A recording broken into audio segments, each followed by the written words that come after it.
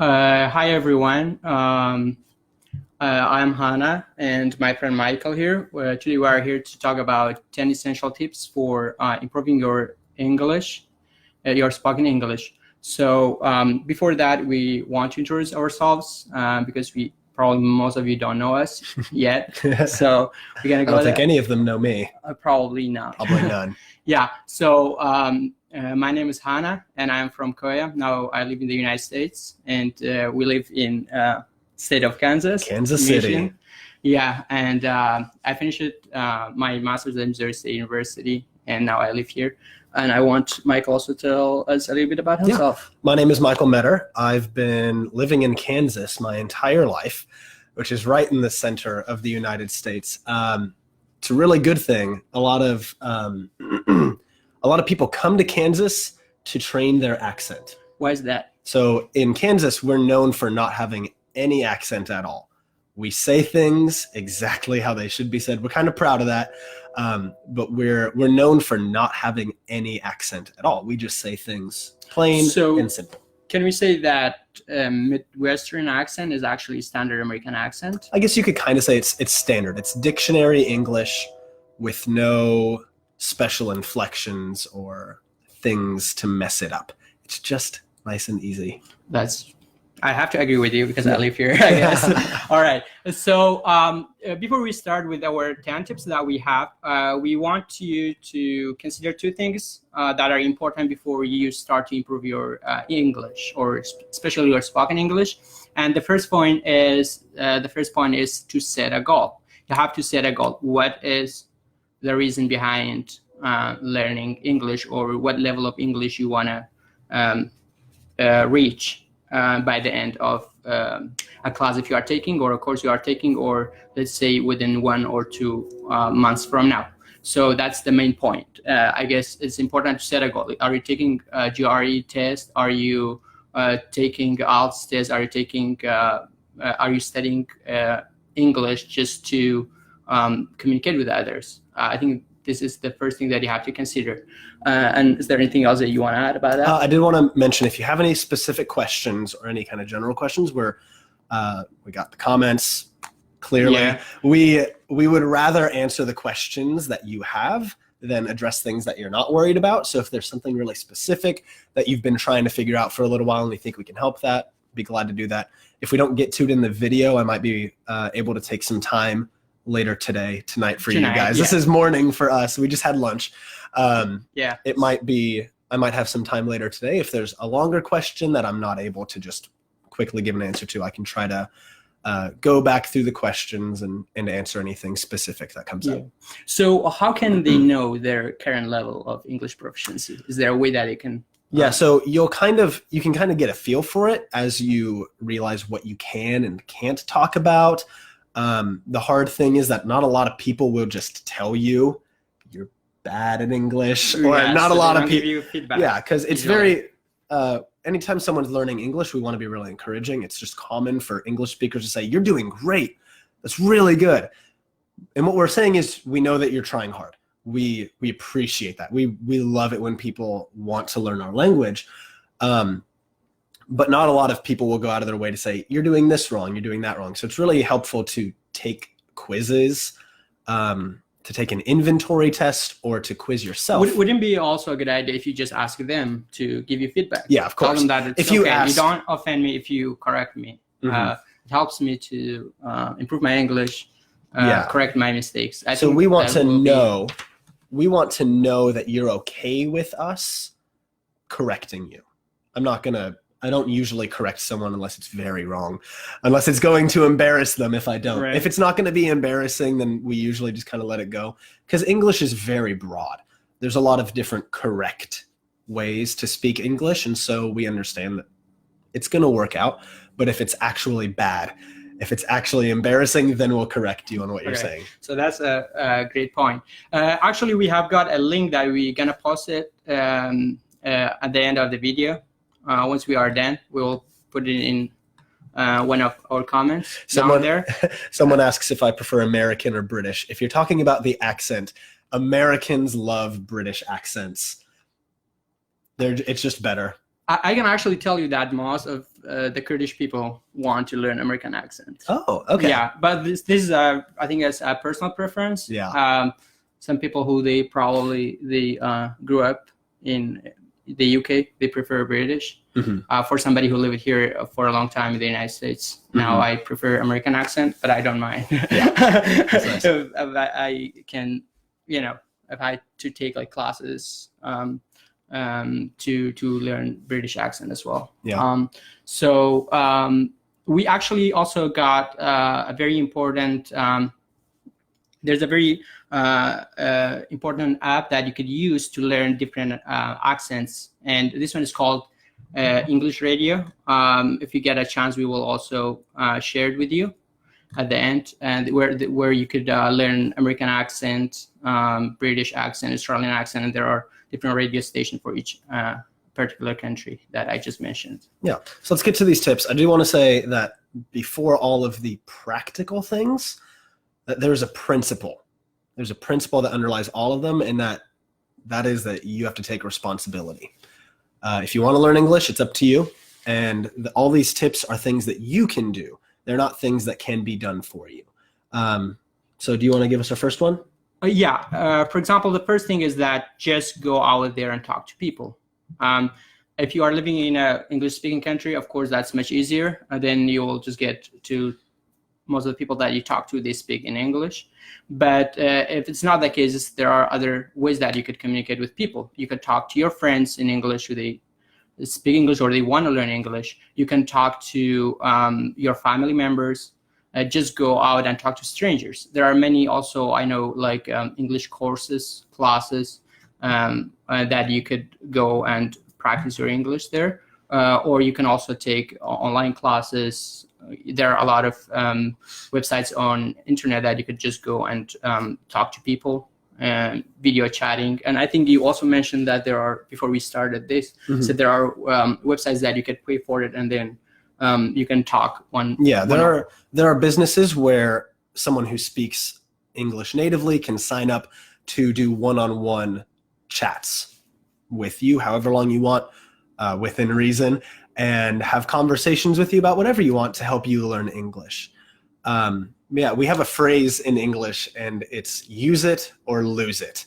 If you're not actively speaking English, you will never forget it. Yeah, you'll forget it. You'll never improve your English. I do the same. I've learned Japanese and Chinese, and I've learned Greek.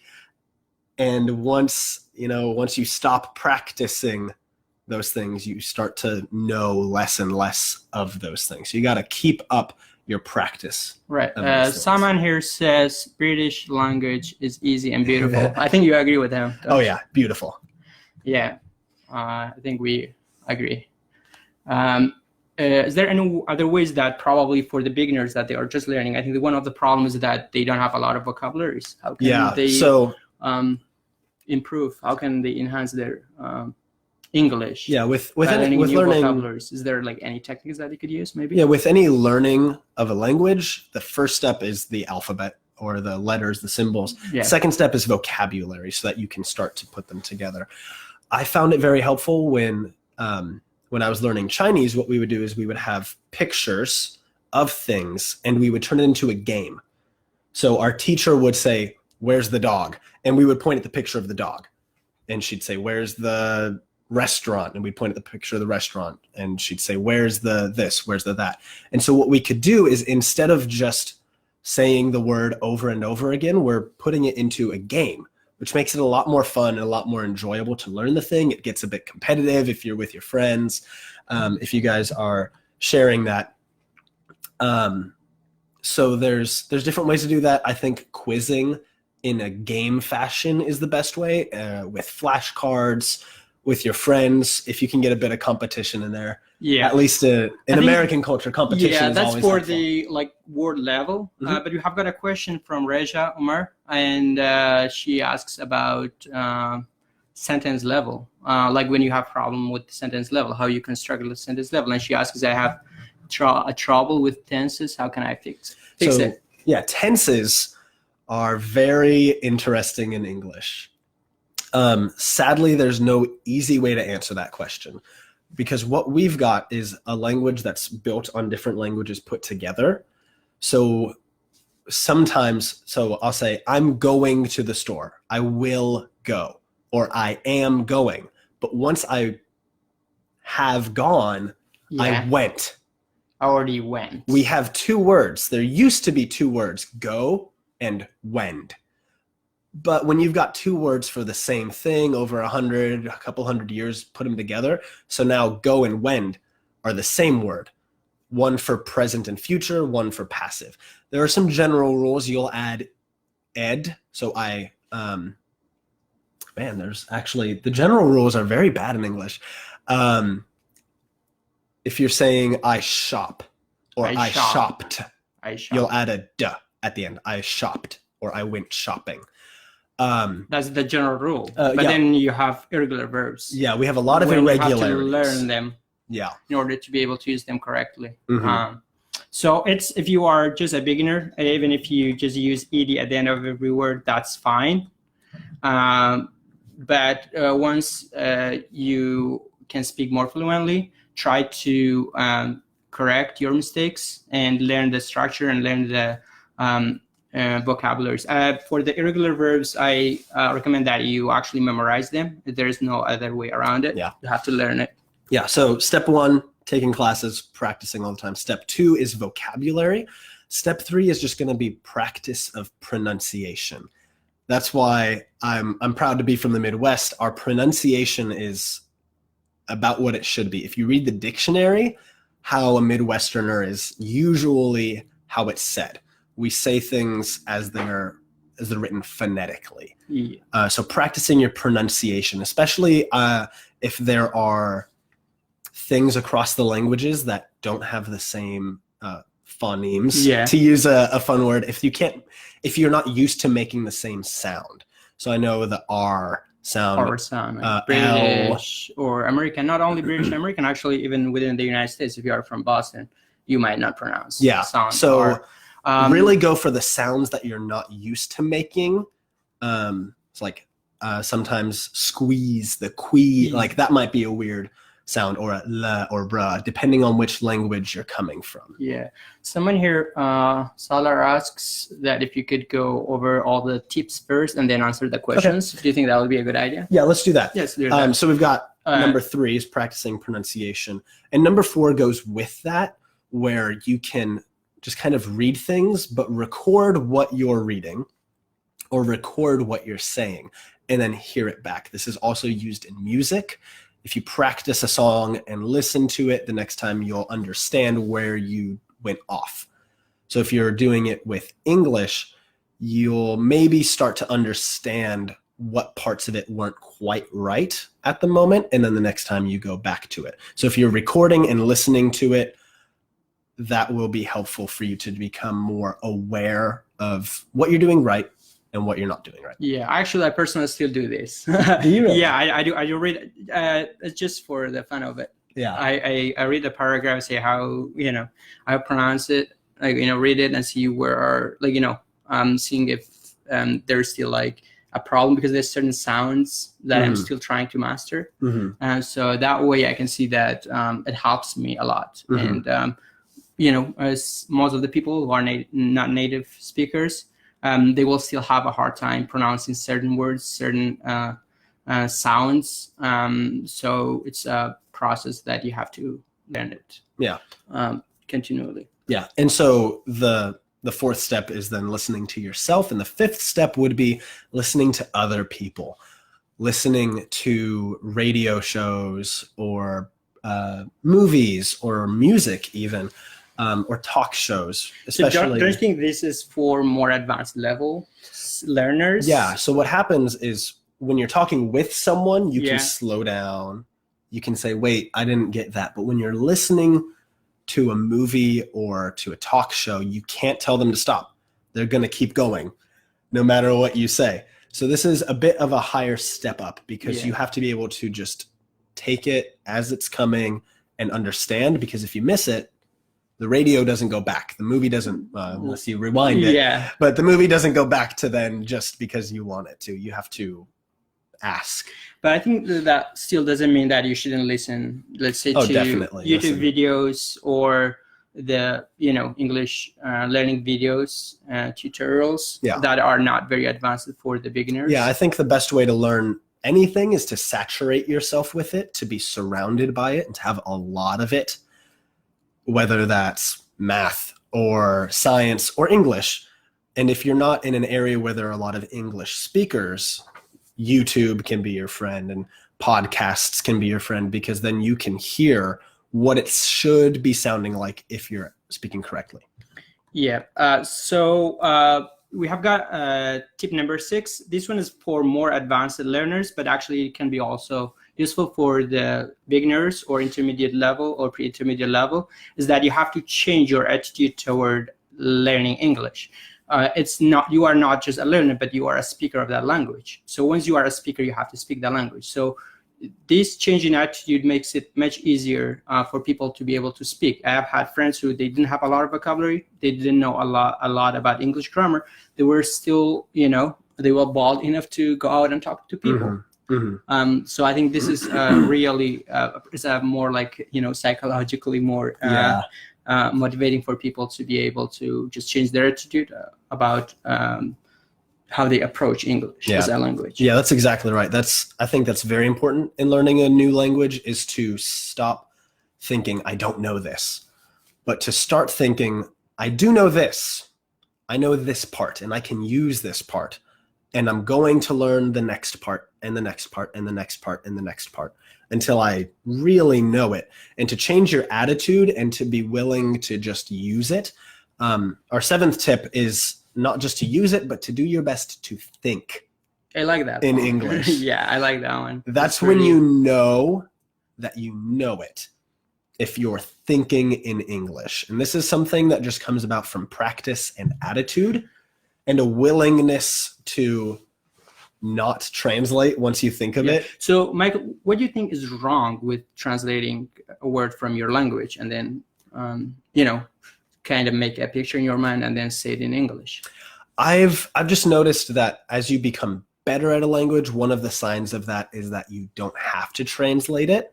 So, for example, when I was learning Japanese and I wanted to say I like something, I would have to say, okay, like ski. Ski. But then now in my head, I can just think, oh, ski. I don't have to think ski means like. It is. So we're getting away from just what the word is to what it means. And this is really, it's up there. It's a little crazy, but it's really helpful.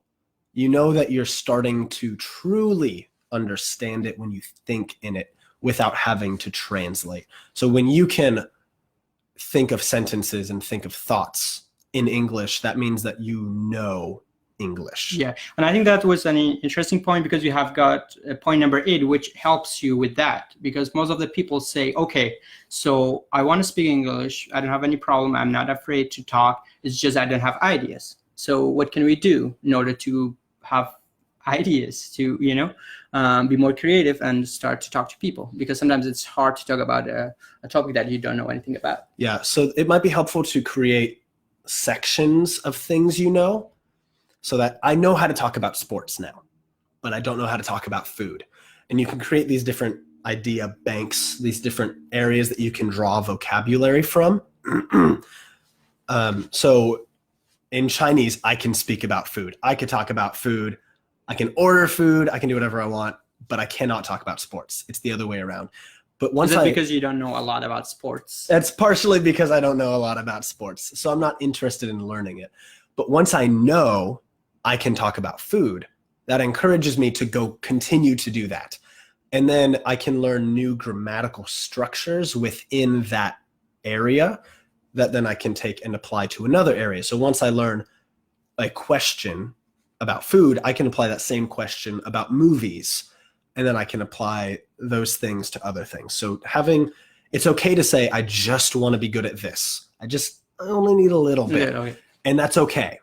But be really good at that part, and then that'll help you learn the other things. Yeah. And if you are taking, let's say, we already talked about that.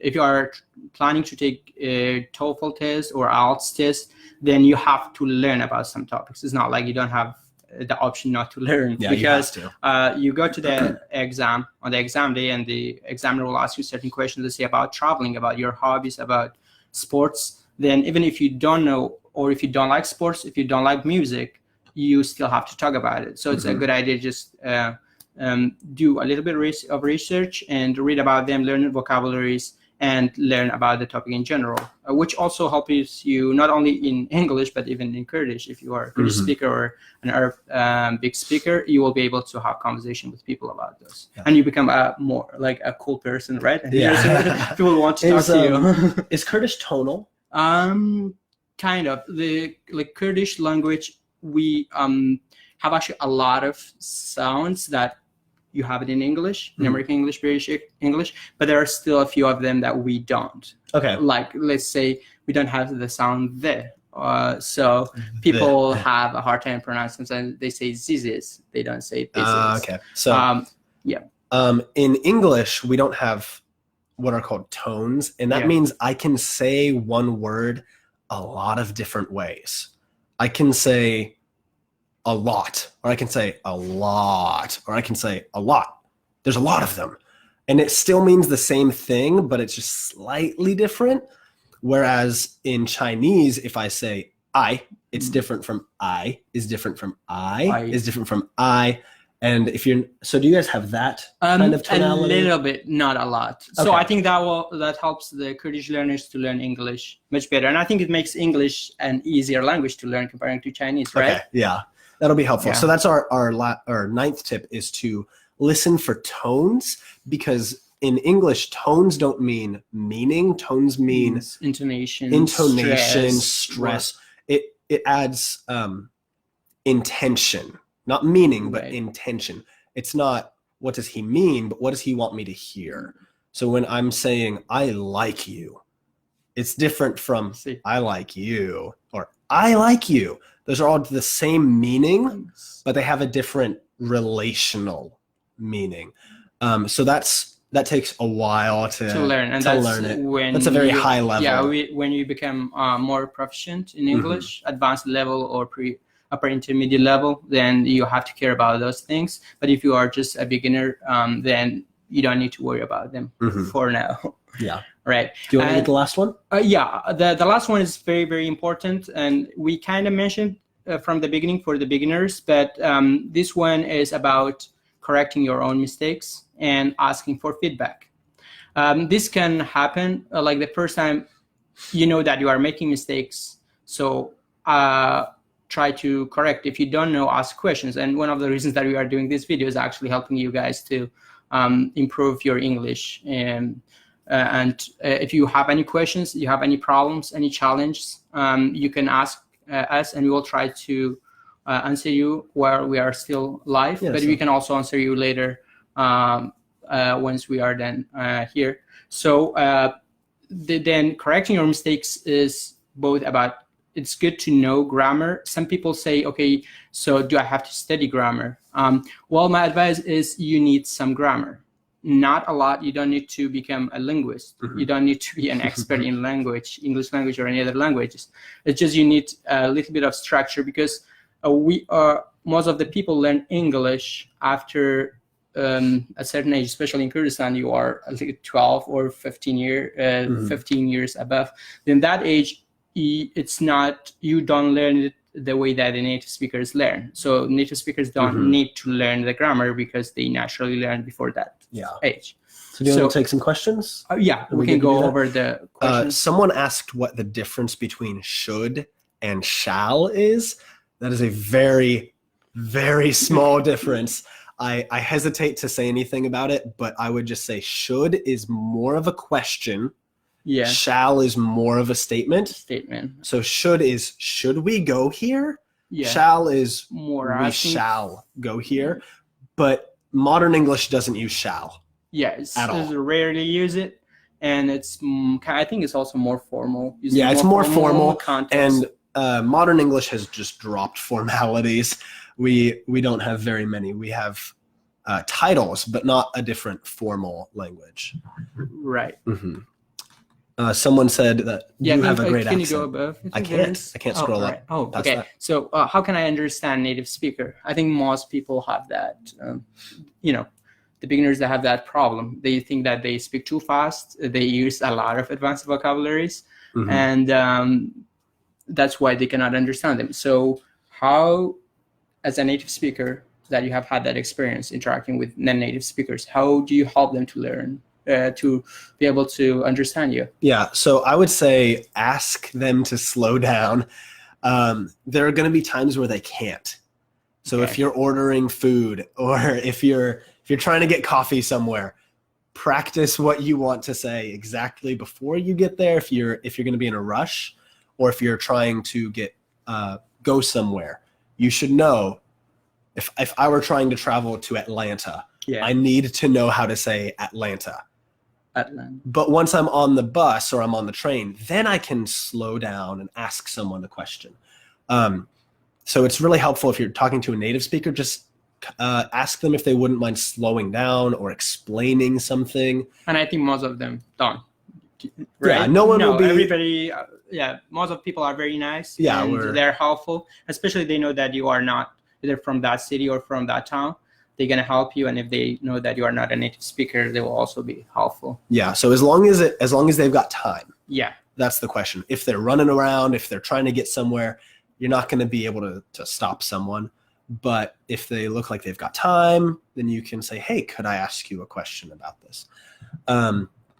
Someone asked where nice mustache. Thank you, Goran. I'm scrolling the wrong way. All right. Is this a question? Let me read it. This is in Kurdish. No, yeah, it's not that question. Okay. This is fine. Yeah. What in New York? Thank you a million. Okay. So what do you think about AJ?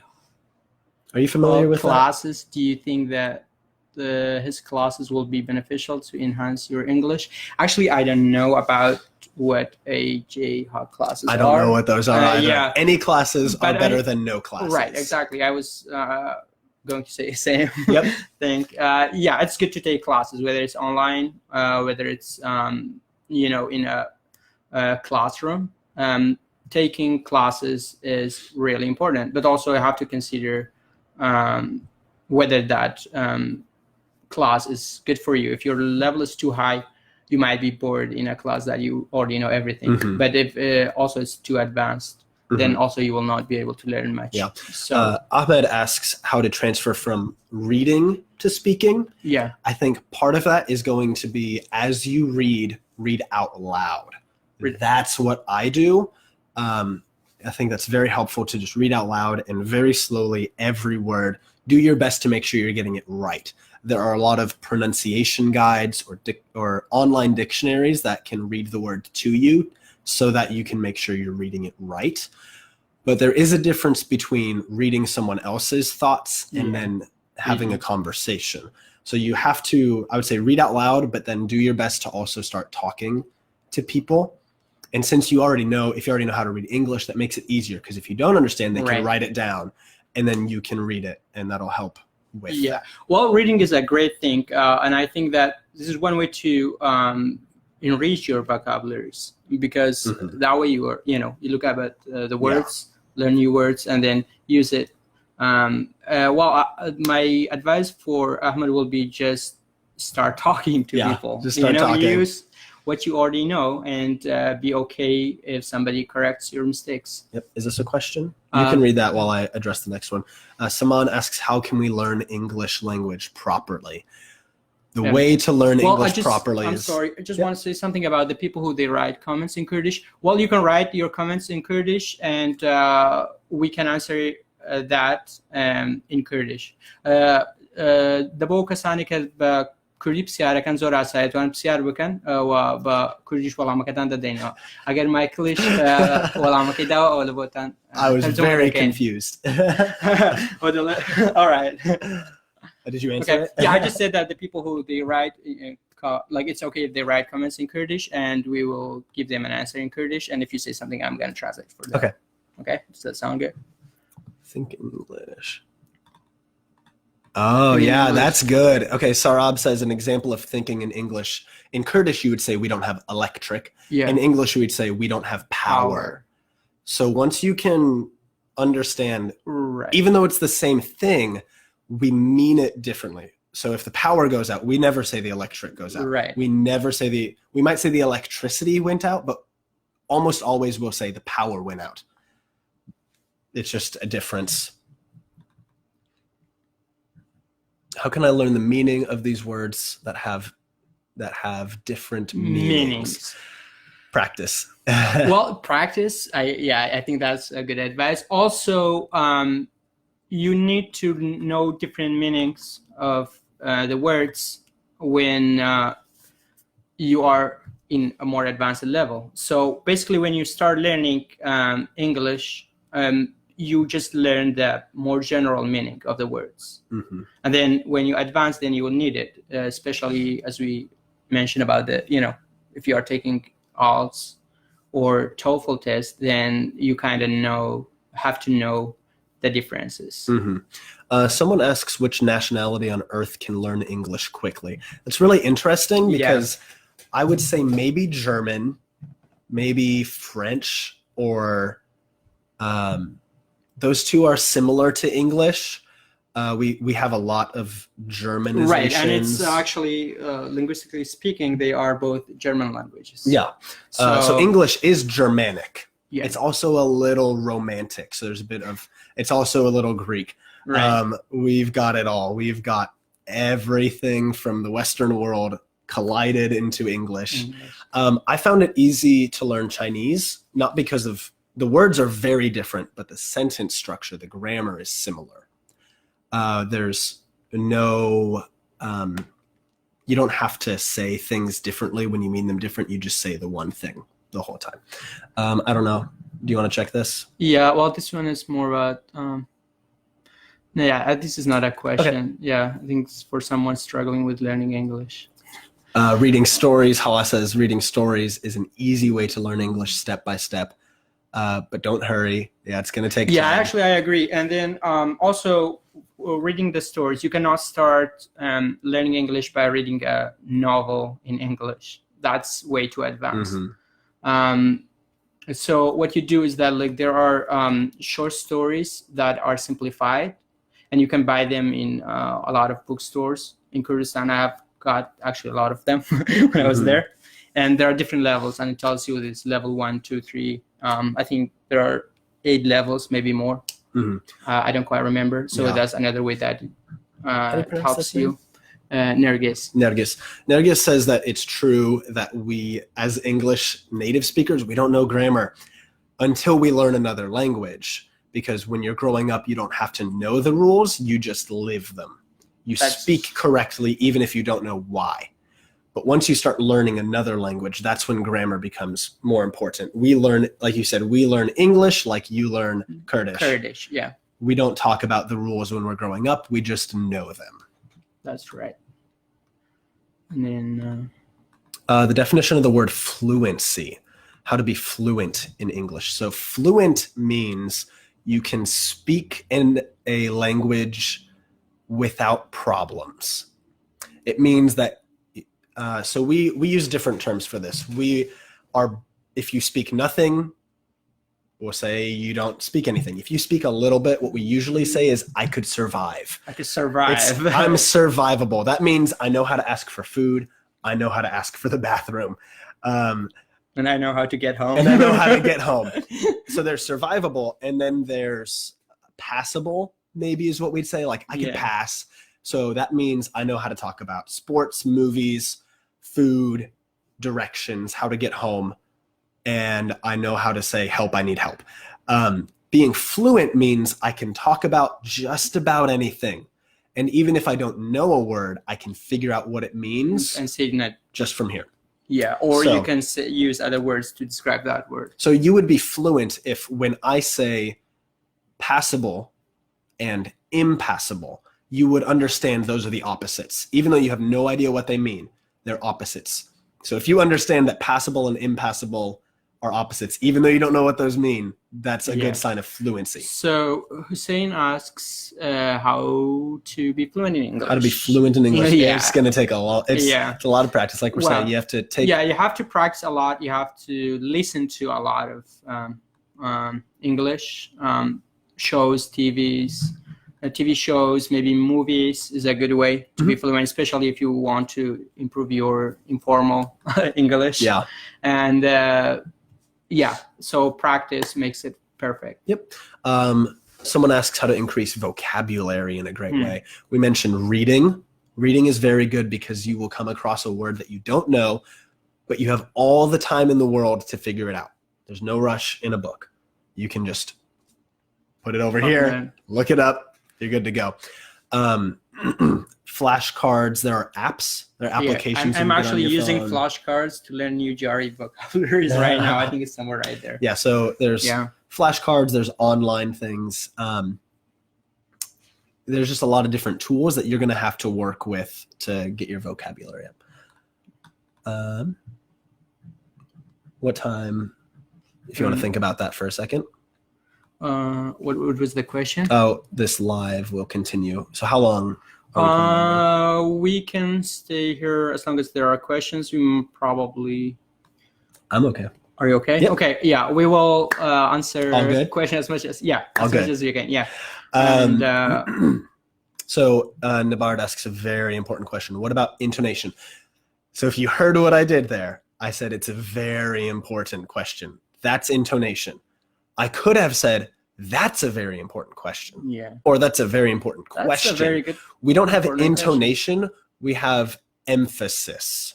So the word is emphasis. It's a weird word. It means we've got all these different words. So we're saying them normally, but eventually we'll say one word at a higher tone. We're going to emphasize. We're going to push one word in our sentence, maybe two or three.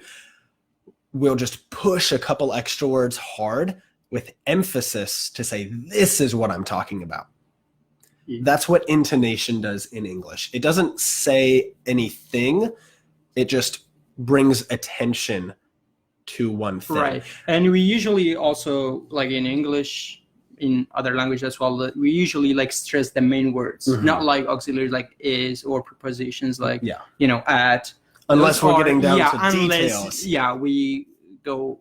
You make sure your intention is to, put emphasis on a certain words. Like, where do you meet me at? Right? Yeah. Like it is important for sounding fluent. Yeah. It is not important for knowing how to speak the language. I could walk into another room and talk like this, and everyone would understand what I mean, even though I'm not making any intonation. And it's kind of monotonous. I can talk completely a little bit boring. I can talk in a very boring manner and not have any intonation, and everybody will understand what I mean. I won't sound good. No one will like the way I sound, but they'll understand exactly what I mean. Okay, what about intonation? You asked that. Somebody asked the best way to learn English. That's a very general question. It's a very big question. General question. Well, we said practice. Just start. I think you should start from now. Today. Just start now. With something. Have a plan. Start with something. You don't need to be fluent in a day or two or even a month. Just know that it's a slow process, but it can be very rewarding. Someone asked how many letters there are in Chinese, and that's a great question. There aren't letters, and there are thousands. Are they symbols? They're symbolic. Symbolic. So that's not like English in that way. Is this a question in Kurdish? Okay. Oh, it says I really want to learn English, but I can't. Oh, that's Samer. Yep. Yeah. I don't know if there's a lot of Kurdish specifically. Yeah. But you can find movies with subtitles, or YouTube videos where it's in Kurdish with English subtitles, and that might be helpful. Yeah, it's not always easy. Yeah, let me translate that for him. Kak Samir, سبال بوي كدلي من دوت فير بم وزور مراقبة بەڵام فێر نابی. مایکل دەڵێ وا باشە کە ئەگەر وابزانەوەش هەمانە لە کوردی کە زۆر موڤی هەیە کە سەبتایتڵیان هەیە واتە ئینگلیزیە بەڵام بە کوردی سەبتایتڵەکە نووسراوەیە سەبتایتڵەکە بە ئینگلیزی نووسرایە هەردووچی لێ کاتی ئەوە زۆر یارمەتیدەر دەبی کە سەرەتا فێر ببی ئەکسپرێشنی نوێ لە ئینگلیزی فێر ببی و لە دواییەوە کە فێر بووی وا باشە کە سەبتایتڵی بەکارنێنی یا واتە ئەگەر سەبتایتڵیشی هەبوو سەبتایتڵەکەی لابە یارمەتیدەر دەبی لە بۆی چونکە ئەگەر ئەو کێشەکە لەوەدایە ئەگەر بەردەوام بی لەوەی وا دەکەی کە بیر بە کوردی بیر بکەیەوە و کە دەتەوێت بە ئینگلیزی قسام بکەی ئەوەش وا دەکا کە فلوێن نەبی واتە ناتوانانی زۆر بە باش قسام بکەی یاخود وا دەکا کە لەسەر خۆبی. Beautiful. Not at all. Zahira asks, where are you from? We're from Kansas, right in the middle of the United States. Is this a question you want to check that? Oh, they're just Adnan just wishes us well. And what's that? You got to keep a balance between learning and grammar and so could you go back a little bit? Ranch very doing. You got to keep a balance between learning the grammar and the vocab of any language you are trying to learn plus the culture. I actually like that point about the culture. I think you also need to learn the culture. Learning the culture is as important as learning the language, but that's what you do after you kind of improve your English to a level that you can actually communicate in that language. We talked about tenses earlier. As your vocabulary increases, you can only learn so many things before you have to increase your grammar. So if I learn ran and run, and then and there's so many verbs and they're all different in English. I'm very sorry. But if I want to learn see and saw, I have to learn a new grammatical construct. So you can learn a few verbs that work this way and a few verbs that work that way, but if you want both, you have to learn grammar. So there's a balance. As you learn some, you have to learn some of the other, and it just goes back and forth. You would like to read a book. Which book do I prefer for learning English language? That's Nature Ban Khalil. That would be better for you. I haven't had to learn the English language from books. Right. So actually at the beginning I started to learn from short stories. You know, we in high school we had stories that they were simplified versions of novels or plays we used to study. But those didn't help as much because you had to study them in the class. But definitely try if your level of English is good, then I recommend just read any thing that you like. It could be novels. I'm a literature major, so I love reading novels, plays, poems, things like that. But if that's not something that you are interested in, then you can read about other things, maybe politics, about culture, economy, computer science, whatever you like. Yeah, so there will be textbooks that will be helpful, and you should start with a textbook, but also read texts, not that just are textbooks. Not a part of. The best way to learn English, Yara asks, is it YouTube or TV or talking? Yes. All of them, I guess. Yes. Right? All of them. American talk shows. Someone mentions Jimmy Kimmel and Conan O'Brien. They're good examples of English. They're really good examples of English rhetoric, of English comedy. So they'll help you understand what we think is funny and how we think things are funny. Because you can say anything in English and it can be funny. It all depends on how you say it. Right. And then I think that's also important to understand the culture. I think that's he mentioned in one of his comments. Hussein asks how I learned Chinese. I learned it in China. From Chinese speakers. By the way, how long did you live there? I was in there for 2 months. Well, actually you learned really fast. Yep. And I learned Japanese in school and visited Japan as well. But the best way to learn it is to be surrounded by it. So I had to learn how to do things in order to get around. See this. You want to see comments? This? Salar has a good according to my experience for learning any second language is the vocabulary first. And then reading short stories according to your storage of words. Okay, listen to the second language channels. Record your voice. I think these are all great points. The best thing is never afraid of making mistakes. Never be afraid of making mistakes. I totally agree with that point. I think one of the most important things is confidence. And saying, but where does confidence comes? Confidence is right. Confidence is hard. But if you what I do when I know very little, I'll just put it out there. Yeah. I know very little Japanese. I know very little Chinese, but I'm confident with what I know.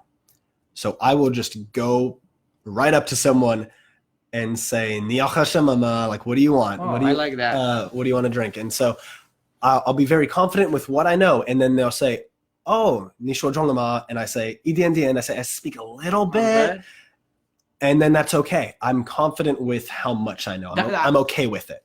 I think that's a very important point. So be confident with what you already know and use it, and then you will learn more. And just don't be afraid to make mistakes. Don't be afraid to be corrected. That's most people don't like to be corrected, but that's totally fine when it comes to learning new languages. Someone asked for an example of intonation on the word why. Sarab, her example was, why do you want that? Why?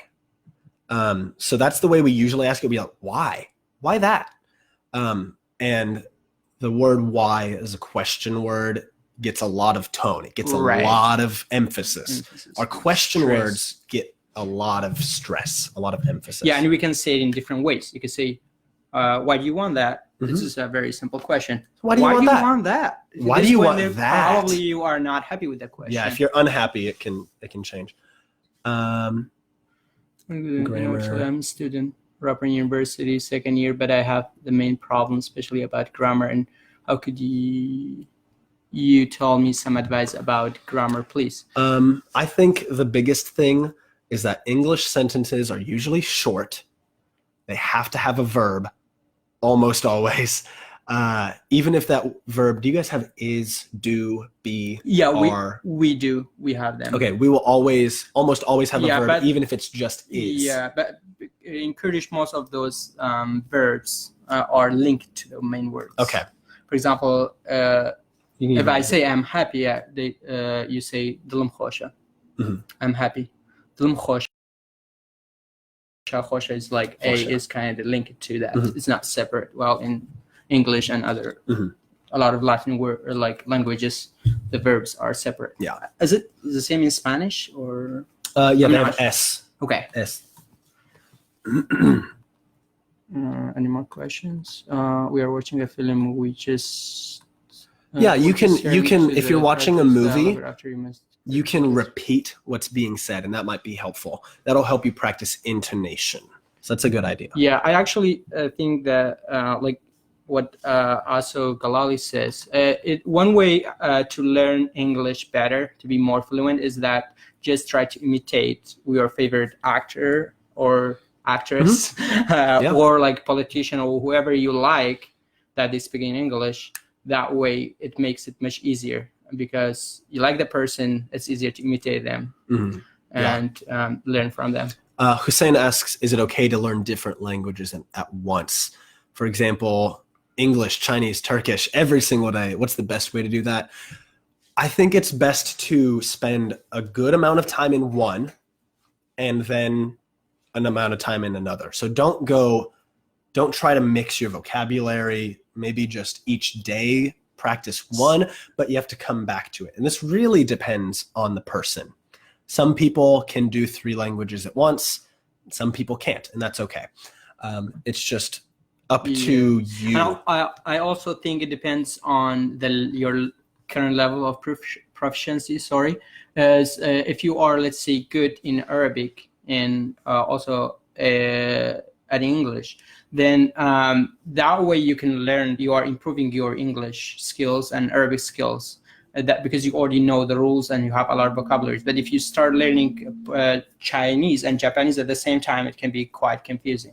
So I think if you are just beginning to learn, I think that it's a good idea just to stick with one. Yeah.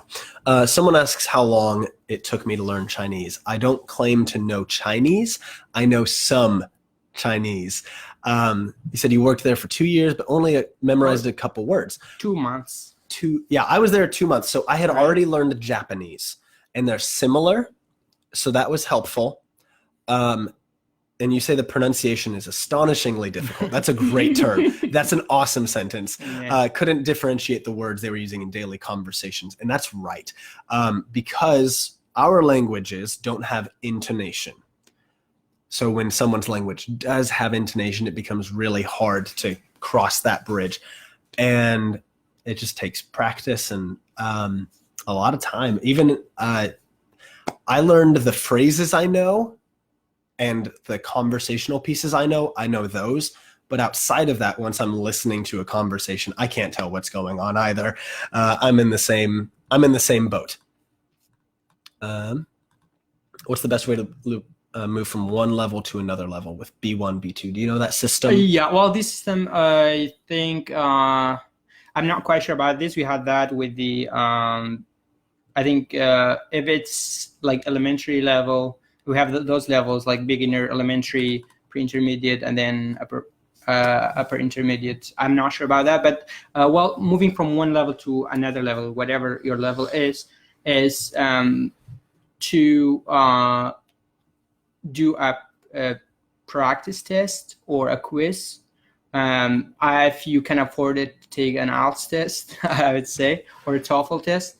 That will help you, especially those standard tests. They have really good, they measure your skills almost accurately.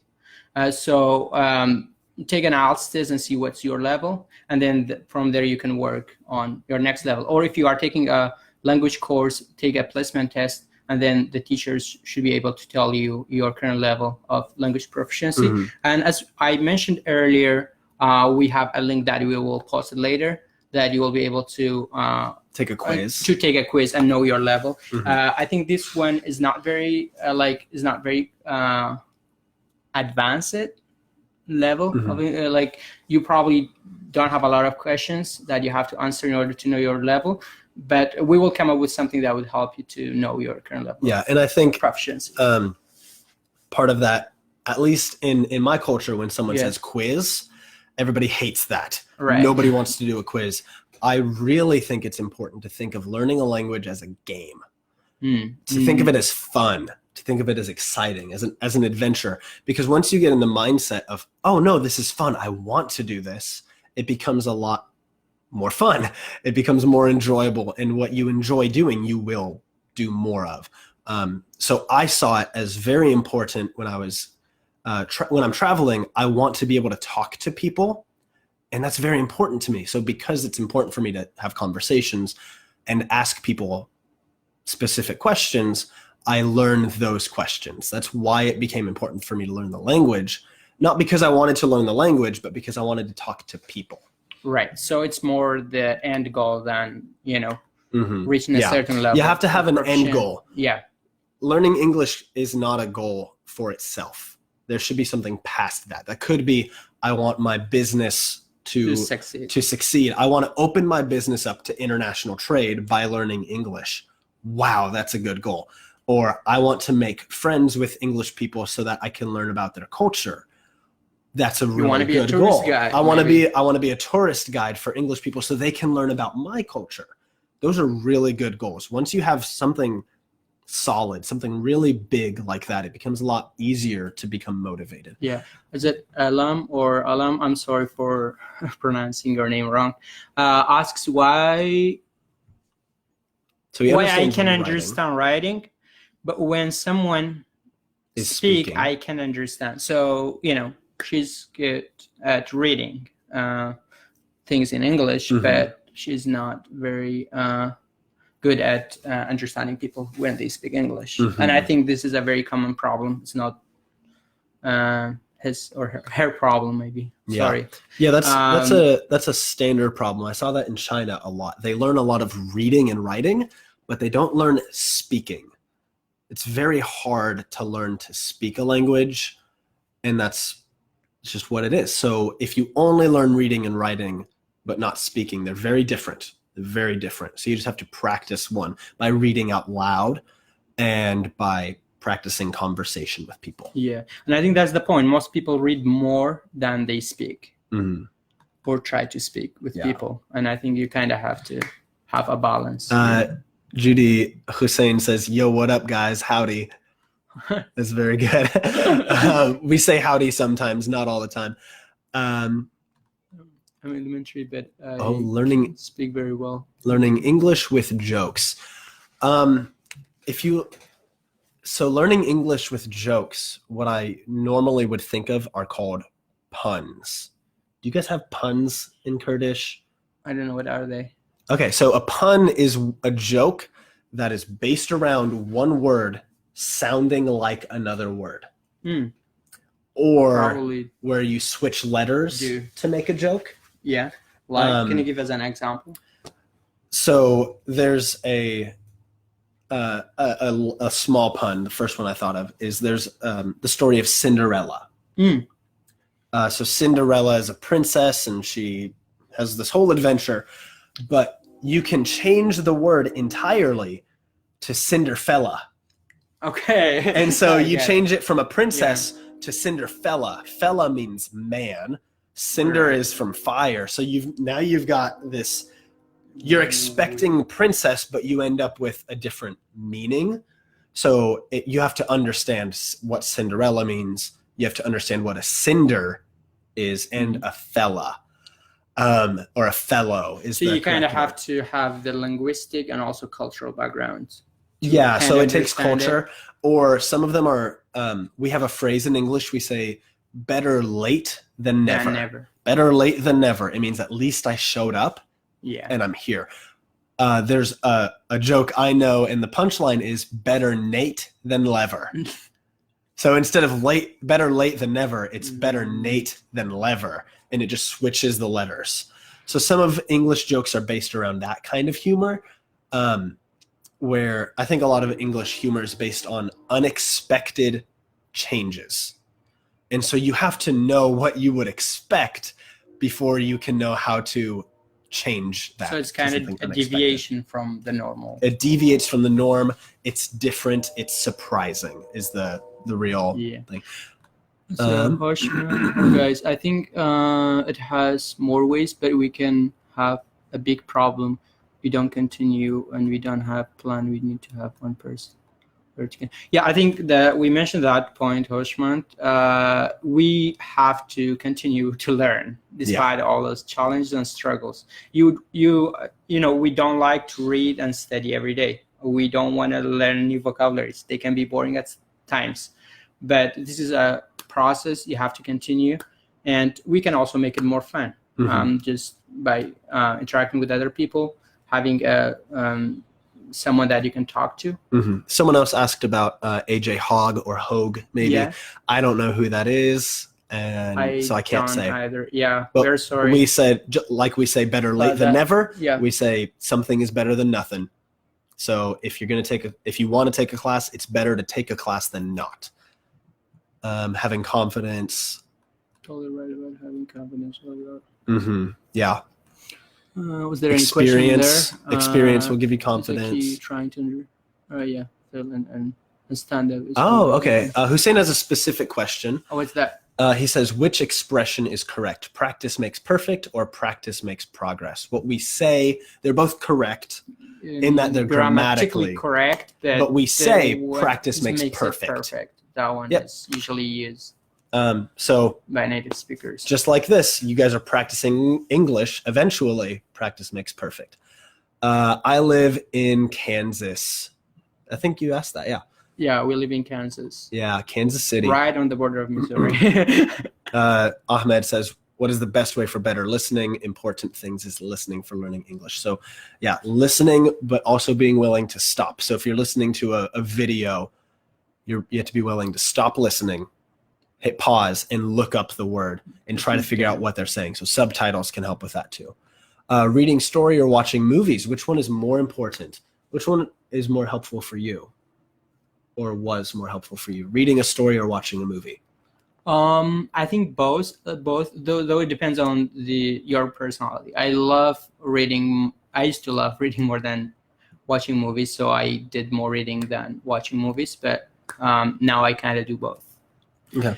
Yeah. I think we have to go at this point, but if you have more questions, you can write them down and we will take time to answer them. Yeah. We plan to talk about 30 to 30 minutes, more or less. And now we've done an hour.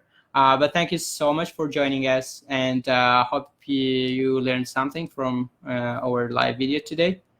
And take care, everyone. And do you want to say bye? Yeah, thank you so much. It's been an honor to be able to teach you guys some things. I'll come back in a couple hours or within the next hour or so, and I'll look for any comments that I think I can answer through text, and then maybe tomorrow or the next day. I get real busy because we got Christmas coming up. Yeah. But maybe this weekend I'll be able to check this thread one more time for any questions that I can answer. Yeah. Thank you so much again, and have a good night. It's night over there. Yeah. Good night. Sleep well. Bye. Bye.